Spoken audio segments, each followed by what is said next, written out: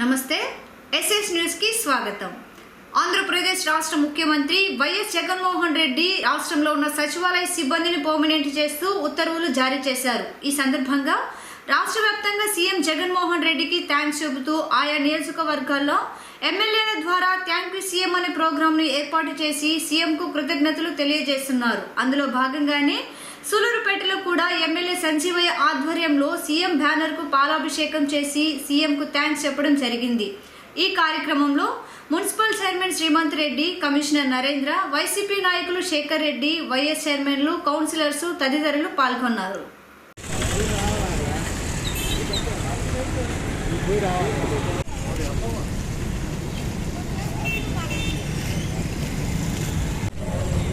Thank you, sir.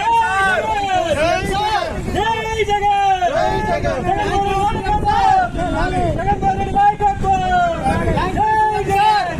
Jagan. Thank you, CM sir. Thank you, CM sir. Thank you, CM sir. గ్రామ ward సచివాలయ ఉద్యోగులు regular చేసినందుకు కృతజ్ఞతలు। గ్రామ వార్డు సచివాలయ ఉద్యోగస్తులు రెగ్యులర్ గా చేసినందువల్ల thank you CM sir. Thank you CM sir. Thank you CM sir.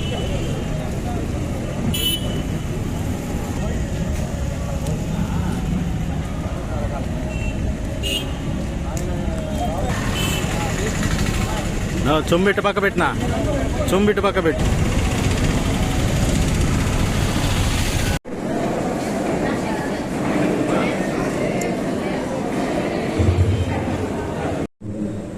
Councillor Ramakrishna గారికి, మున్సిపల్ వైస్ చైర్మన్ పద్మ గారికి, మరి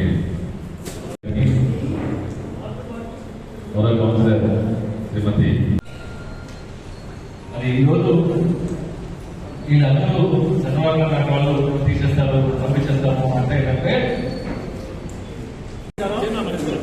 కలగనటువంటి గ్రామ స్వరాజ్యాన్ని మన జగన్మోహన్ రెడ్డి గారు తీసుకొచ్చినందుకు వాళ్ళందరికీ శాశ్వత పర్మనెంట్ ఉద్యోగులుగా మమ్మల్ని పరిగణించినందుకు కృతజ్ఞతలు తెలియజేస్తున్నాం సార్। Thank you sir. బాబు ఈ రోజు మన గౌరవ శాసనసభ్యులు మీ అందరికీ కూడా తెలుసు, ఆయన ఇచ్చిన నవరత్నాల్లో ఇది ఒక హామీ। ముఖ్య అతిథిగా చేసినటువంటి కోవిడ్ సమయంలో సచివాలయంలో ఉన్న వాళ్ళు కానీ రైతులకి మంచి చేసడానికి నేను ఒక 2 వ్యవస్థలు పెట్టాను। ఆ సంతృప్తి స్థాయి బాగుంది అనే ఒక నమ్మకం ముఖ్యమంత్రి గారికి ఉంది కాబట్టి ముఖ్యమంత్రి గారు మరి దీనింత ముఖ్యమంత్రి గారికి ఎంత దృఢమైన విశ్వాసం, నమ్మకం అంటే ఆలస్యం నేను మంచి చర్యలని పాటిస్తే నన్ను ద్వేషించాను।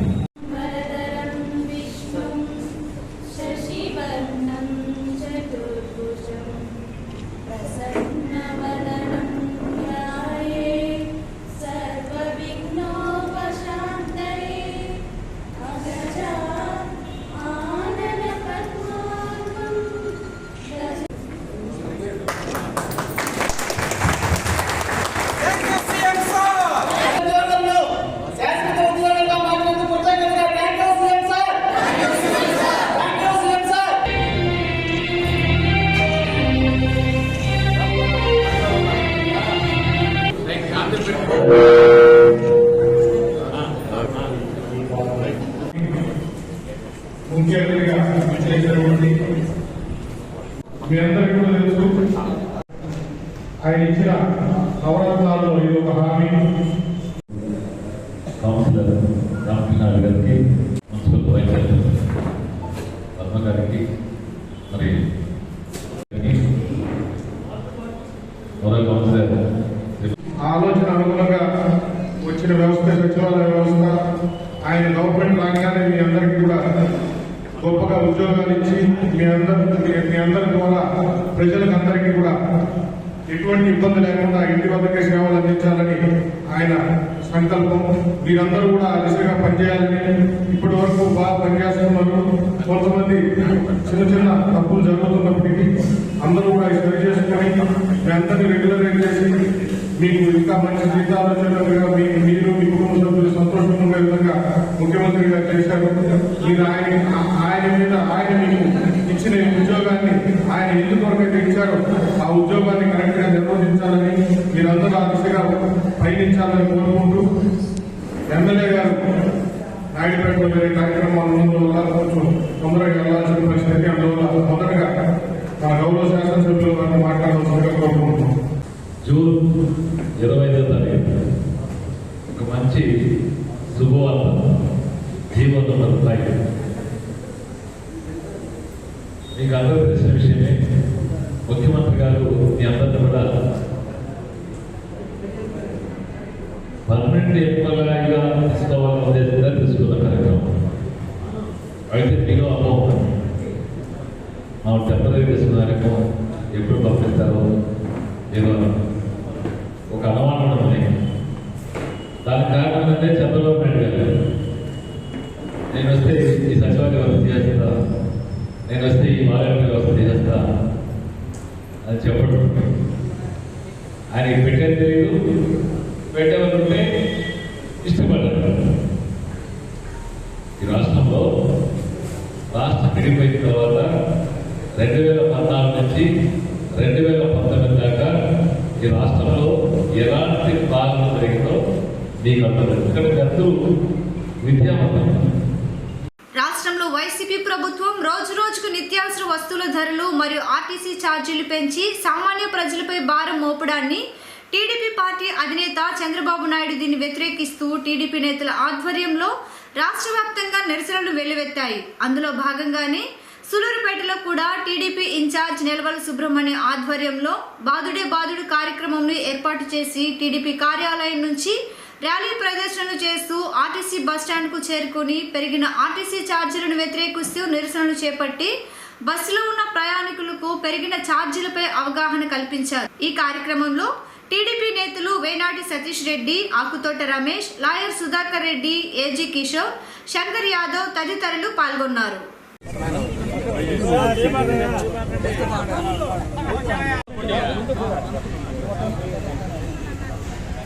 ఛార్జీలు వెంటనే ఆర్టీసీ ఛార్జీలు వెంటనే ఆర్టీసీ ఛార్జీలు వెంటనే ఆర్టీసీ పెంచిన ఛార్జీలను వెంటనే ఆర్టీసీ పెరిగిన ఆర్టీసీ ఛార్జీల వెంటనే పెరిగిన ఆర్టీసీ ఛార్జీల వెంటనే పెరిగిన ఆర్టీసీ ఛార్జీల వెంటనే పెరిగిన ఆర్టీసీ ఛార్జీల వెంటనే పెరిగిన ఆర్టీసీ ఛార్జీల వెంటనే పెరిగిన ఆర్టీసీ ఛార్జీల వెంటనే బస్ ఎక్కదామంటే బస్ ఎక్కదామంటే బస్ ఎక్కదామంటే బస్ ఎక్కదామంటే బస్ ఎక్కదామంటే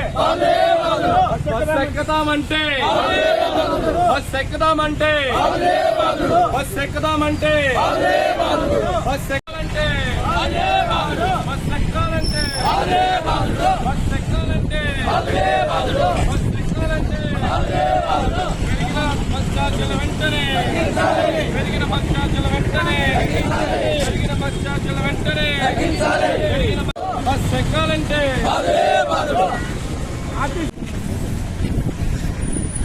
మూడవసారి ఆర్టీసీ పెరిగిన ఆర్టీసీ ఛార్జీలను వెంటనే పెరిగిన ఆర్టీసీ ఛార్జీలను వెంటనే ప్రభుత్వం ఉండి వైఖరి ప్రభుత్వం ఉండి వైఖరి సీఎం సీఎం సీఎం పెరిగిన ఛార్జీలను వెంటనే సీఎం సీఎం సీఎం ప్రభుత్వం ఉండి వైఖరి ప్రభుత్వం ఉండి వైఖరి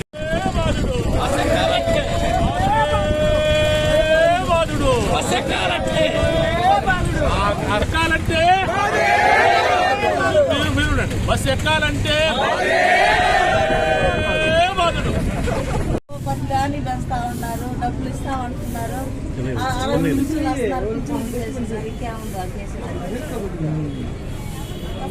బస్సు ప్రయాణికులు చెప్తున్నారు పార్టీ పెంచిన ఆర్టీసీ ఛార్జీలను వెంటనే మూడవసారి. ఈ కార్యక్రమంలో మేమందరం పాల్గొన్నందుకు మాకు బాధగాను, ఒక పక్క ప్రజల్ని వాళ్ళని చైతన్యవంతులు చేస్తున్నామని చెప్పి సంతోషంగాను ఉంది. ఈ ప్రభుత్వం సిగ్గు లేకుండా మూడవసారి ఆర్టీసీ ఛార్జీలను పెంచిందంటే ఈ ప్రభుత్వానికి ప్రజల మీద ఏమాత్రమో గౌరవం ఉంది. ప్రజల గురించి వీళ్ళు పట్టించుకుంటున్నారా? పట్టించుకోవడం లేదని రుజువైంది.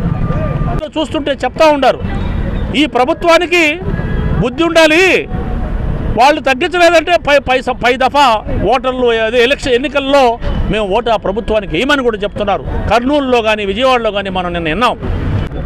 ప్రజలు పడుతున్న ఇబ్బందులను గమనించి మా పార్టీ జాతీయ అధ్యక్షులు నారా చంద్రబాబు నాయుడు గారి పిలుపు మేరకు మా నియోజకవర్గ ఇన్ఛార్జ్ నెలవల సుబ్రహ్మణ్యం గారి ఆధ్వర్యంలో సూళ్లూరుపేట రూరల్ మండలం మరియు సూళ్లూరుపేట మున్సిపాలిటీ తెలుగుదేశం పార్టీ కార్యకర్తలు నాయకులందరూ కూడా ఈరోజు ఆర్టీసీ బస్టాండ్ దగ్గర ప్రజలకి ఈ ప్రభుత్వం చేస్తున్న దుర్మార్గపు చర్యల్ని వివరించి చెప్పేదానికి ఇక్కడ మేము ఈరోజు ప్రముఖ పత్రికలో ప్రచురించిన పత్రాన్ని మేము జెరాక్స్ చేసి అందరికీ ఇవ్వడం జరిగింది. ప్రతిపక్షంలో మేము ప్రభుత్వానికి అయ్యా మీరు చేసేది తప్పు, పేద ప్రజల తరఫున మేము గతంలో ఆర్టీసీ ఛార్జీలు పెంచారయ్యా దాన్ని తగ్గించండి అంటే ఆయనకి ఏ విధమైన ఆలోచన లేదు. పేర్చుకుంటూనే పోతున్నాడు. 2 సార్లు చేశాడు, 3 సార్లు అంటే అడిగేవాళ్ళు లేరని. నువ్వు ప్రజల తరఫున ఎన్నుకున్న వ్యక్తి, వాళ్ళ యొక్క బాధలు మా తెలుగుదేశం పార్టీ తరఫున మీకు తెలియజేస్తే కనీసం ఆలోచించడం లేదు. పేద ప్రజలకి కరెంటు బిల్లు పెంచావు, నిత్యావసరాలు పెంచావు, ఆర్టీసీలు పెంచావు, ఆర్టీసీ ఛార్జీలు పెంచావు, ఉన్న రేషన్ కార్డులు తీస్తున్నావు, పెన్షన్ తీసావు. ఏంది మీరు చేసే పని అర్థం కావడం లేదు. మహిళలకైతే ఒంటరి మహిళ అనే ఆమెని ఏజ్ పెట్టి చాలామందిని తీసావు. ఆ రోజు చంద్రబాబు నాయుడు గారు ఏజ్తో పని లేకుండా వాళ్ళకి ఆదరణ లేకుండా మహిళకి ఒంటరి మహిళ అని పెన్షన్ ఇస్తే నువ్వు ఈరోజు 60 సంవత్సరాలు ఉండాలా 50 సంవత్సరాలు ఉండాలని పెన్షన్లు తీసేస్తావు. తెలియజేస్తున్నాం. రాష్ట్రంలో వైఎస్ఆర్ పార్టీ ప్రభుత్వం అధికారంలోకి వచ్చిన తర్వాత సుమారు 8 లక్షల కోట్ల రూపాయలు అప్పులు చేశాడు ఈ జగన్మోహన్ రెడ్డి గారు. అప్పు అయితే 8 లక్షల కోట్లు చూపిస్తున్నారే కానీ ఎక్కడ ఒక 1/2 గజం సిమెంట్ రోడ్డు వేసిన దాఖలాలు కానీ, ఎక్కడ 1 మీటర్ తాడు రోడ్డు వేసిన దాఖలాలు కానీ, ఒక బీసీకి కానీ ఎస్సీకి కానీ ఎస్టీకి కానీ ఆర్థికంగా పైకి వచ్చేదానికి లోన్లు కానీ, ఒక గృహ నిర్మాణం కానీ ఎలాంటి కార్యక్రమాలు చేపట్టకుండా 8 లక్షల కోట్ల రూపాయలు ఎందుకు అప్పు చేయాల్సి వచ్చిందో ఒకసారి రాష్ట్ర ప్రజలకు తెలియజేయాల్సిన అవసరం ఉంది. పోయిన నెలలో కూడా సుమారు 30,000 కోట్ల రూపాయలు అప్పులు తీసుకొచ్చి ఈ రాష్ట్రాన్ని అప్పుల పాలు చేస్తున్న ఏకైక ముఖ్యమంత్రి వైఎస్ జగన్మోహన్ రెడ్డి గారు అని తెలియజేస్తాం. భారతదేశంలో అనేక రాష్ట్రాలు పెట్రోల్ మీద ట్యాక్సీలను తగ్గించి, డీజిల్ మీద ట్యాక్సీలు తగ్గించి ప్రజలకు అందుబాటులో ఉండేటట్టుగా డీజిల్ని ఏర్పాటు చేస్తే మన రాష్ట్ర ప్రభుత్వం మాత్రం ప్రతిపక్షాలు ఎన్ని విజ్ఞప్తులు చేసినా, ఎన్ని ధర్నాలు చేసినా, ఎన్ని డిమాండ్లు చేసినా దున్నపోతు మీద వాడనబడినట్టు ఏమీ తెలియనట్టుగా నటిస్తూ ఒక్క పైసా కూడా తగ్గించుకుంటా రాష్ట్ర ప్రజలకి ఈ డీజిల్ బాదుడే కార్యక్రమం నిర్వహిస్తున్నారు. నెల్లూరు జిల్లా కలెక్టర్ చక్రధర్ కుటుంబ సమేతంగా సూలూరుపేటలోని శ్రీ చంగాలమ్మ ఆలయానికి విచ్చేసి అమ్మవారిని దర్శించుకుని ప్రత్యేక పూజలు చేశారు. ఈ సందర్భంగా వీరికి ఆలయ ఈవో శ్రీనివాసులు రెడ్డి ఆలయ గౌరవాన్ని అందించారు. ఈ కార్యక్రమంలో పాలక మండలి సభ్యులు శేఖర్ రెడ్డి, ఆర్డీఓ, ఎంఆర్ఓ రవికుమార్లు తదితరులు పాల్గొన్నారు.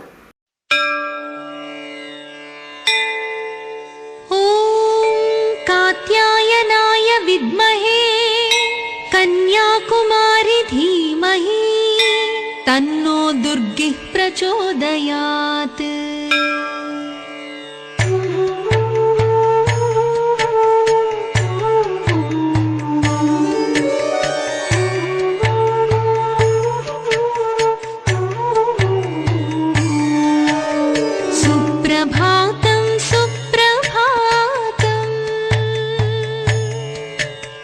सुप्रभातं सुप्रभातम् अप्रमेय शुभदायिनि आनन्दकारिणी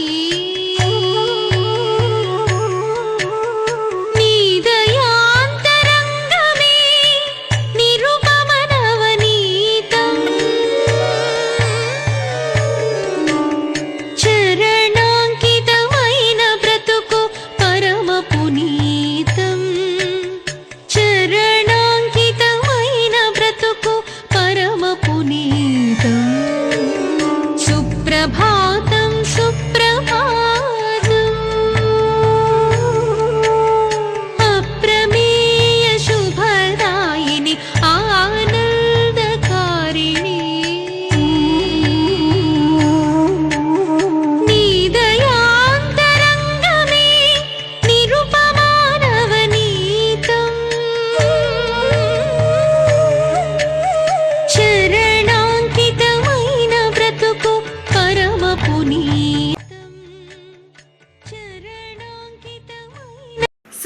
పట్టణంలో వైసీపీ నాయకులు ఎక్స్ డిసిఎంసి డైరెక్టర్ జట్టు వేణుయాదవ్ పుట్టినరోజు వేడుకలు ఆయన అభిమానులు, స్నేహితులు, శ్రేయోభిలాషులు, వైసీపీ నాయకులు, కార్యకర్తలు అందరూ కలిసి వేణుయాదవ్ జన్మదిన వేడుకలను ఘనంగా నిర్వహించారు. ఈ సందర్భంగా పలువురు వేణును శాలువాలతో, బుకేలతో సత్కరించారు. బర్త్డే కేక్ కట్ చేయించి సంబరాలు జరుపుకున్నారు.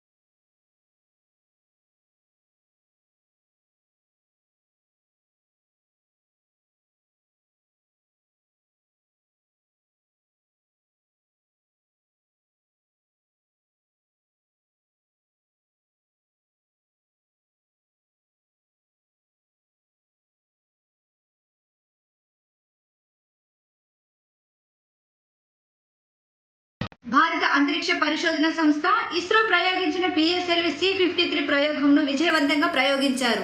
విజయానికి కృషి చేసిన ఇస్రో శాస్త్రవేత్తలందరికీ అభినందనలు తెలిపారు ఇస్రో చైర్మన్ సోమనాథ్. ఈ సందర్భంగా సోమనాథ్ మీడియా సమావేశంలో మాట్లాడుతూ ఈ సంవత్సరం జూలై నెలాఖరులో SSLV D1 రాకెట్ ప్రయోగం చేపట్టబోతున్నామని, అలాగే 2022 సంవత్సరం డిసెంబర్ నెలాఖరులో మరో 3 ప్రయోగాలకు ఇస్రో సిద్ధం కాబోతుందని, గగన్యాన్ ప్రాజెక్టు పనులు ముమ్మరంగా జరుగుతున్నాయని, అలాగే GSLV Mark 3 ప్రయోగానికి సంబంధించి పనులు వేగవంతంగా జరుగుతున్నవి అని ఇస్రో చైర్మన్ సోమనాథ్ మీడియా సమావేశంలో ప్రసంగిస్తూ తెలిపారు.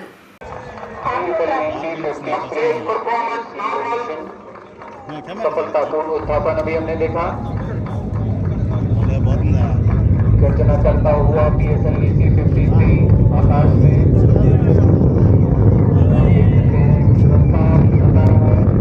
बहुत ही रोमांच भरा नजारा।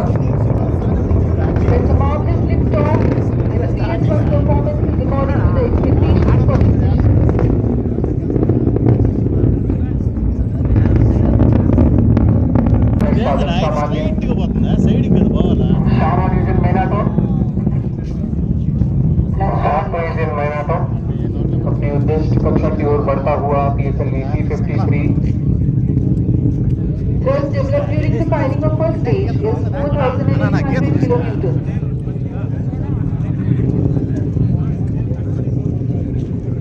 After tracking activity 1, ये चरण प्रथम चरण है जो इस दौरान इस चरण में 4,846 किलोन्यूटन का प्रणोद उत्पन्न होता है और वह प्रमोचन यान को 50 किलोमीटर की दूरी प्रदान करता है। It is 1 minute.